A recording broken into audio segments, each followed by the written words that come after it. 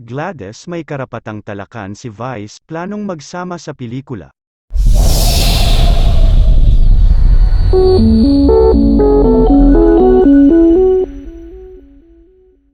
Vice Ganda at Gladys Reyes. Talagang naglaan ng panahon si Vice Ganda para sa 20th wedding anniversary celebration nina Gladys Reyes at Christopher Rojas.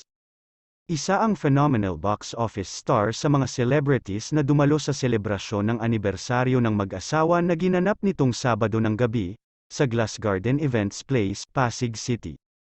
Present din sa selebrasyon sina Ruro Madrid, Bianca Umali, Vong Navarro, Wawi de Guzman, Bianca Lapez, Claudine Barreto, Angelo De Leon, Amy Austria, Juan Rodrigo, Patricia Javier at Archie Ailmania.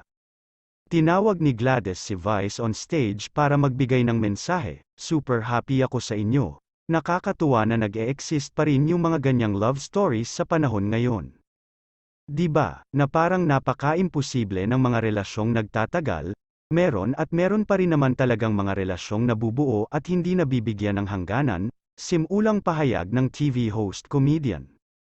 Patuloy pa niya, nakaka-inspire, especially sa mga unti-unti nang nawawala ng pag-asa sa pag-ibig.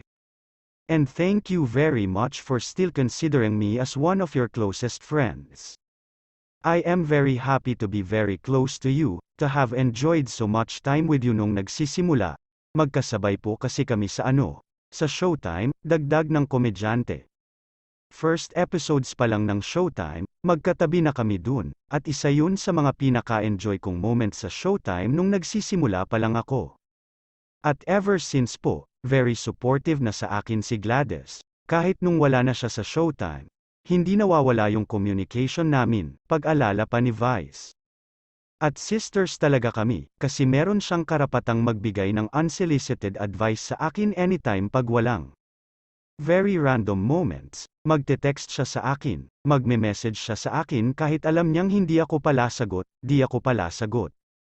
Pero kapag nag-text siya kahit hindi ako pala sagot, sasagutin ko siya kahit after 2 days, kasi tatalakan niya ako," lahad pa ng kapamilya star. Natawa naman si Gladys sa mga sinabi ni Vice, pagpapatuloy ni Vice, "At meron siyang authority gawin sa akin yun, ganun kami ka-close. Kahit sa concert ko, kahit hindi naman normal sa kanya na nagpe-perform sa concert, sinamahan niya ako nung first concert tour ko, nung nagsisimula pa lang ako. Bit-bit ko siya sa iba't ibang probinsya sa Pilipinas, sa Cebu, sa lahat, kaya ang ganda-ganda ng mga moments namin. At very personal ang relationship namin, we have known each other for a very personal level, hindi lang yung professional, yung magkasama lang sa trabaho.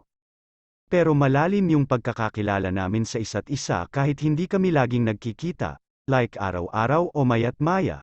Hindi nagbabago yung pagtingin niya sa akin at pagmamahal sa akin, at suporta. Kaya nga sabi niya, siguro naman, sa tanda nating ito, dapat meron na rin tayong project na magkasama, sana sa next movie ko. Kung gagawa ako ng pelikula, magsama na tayong dalawa," chika pa ng TV host. Kwento ni Vice, napanood daw niya ang pelikula ni Gladys na, Mga Kwentong Barbero, Barber's Tales, na idinirect ni June Robles Lana. Meron akong project with Direk June, saktong-sakto kasi June Lana baby siya. Sabi ko, sabihin ko kay Direk June, magsama tayo sa next project, kaya I'm very happy to be here tonight, hindi ako pwedeng umabsent. Nag-usap nga kami ni Bianca saka ni Ruro, nagpa-attendance na tayo, kasi kung hindi, masusumpa tayo, aniya pa. Pagpapatuloy pa ni Vice, mahal na mahal kita, alam mo namang mahiyain ako sa mga event, tawa pa nito, mahiyain ako sa mga events. Say naman ni Gladys, saka sa totoong buhay, chika uli ni Vice, kaya kahit ano pa man, I will always make it for you because I love you very much, you're so dear to me, and I am very grateful to everything that you have shown me, sa lahat-lahat. Sa industry, hindi po imposibleng magkaroon ng kaibigang pangmatagala, posible po yun kay Gladys. Maraming salamat, I love you, mensahe pa ni Vice.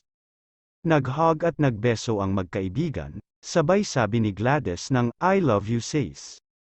Pahabol na punchline pa ni Vice, hinabaan ko ang speech ko, kasi maraming giveaways, na ikinahagalpak naman ni Gladys, kasabay ng pagdiriwang ng 20th wedding anniversary nina Gladys at Christopher, nag-celebrate rin doon ang kanyang 18th birthday ang panganay nilang si Christoph. Sinurpresa rin si Christoph that night ng mga executives ng ABS-CBN Star Music kung saan pinapirma nga siya ng kontrata bilang bagong artist ng naturang music label.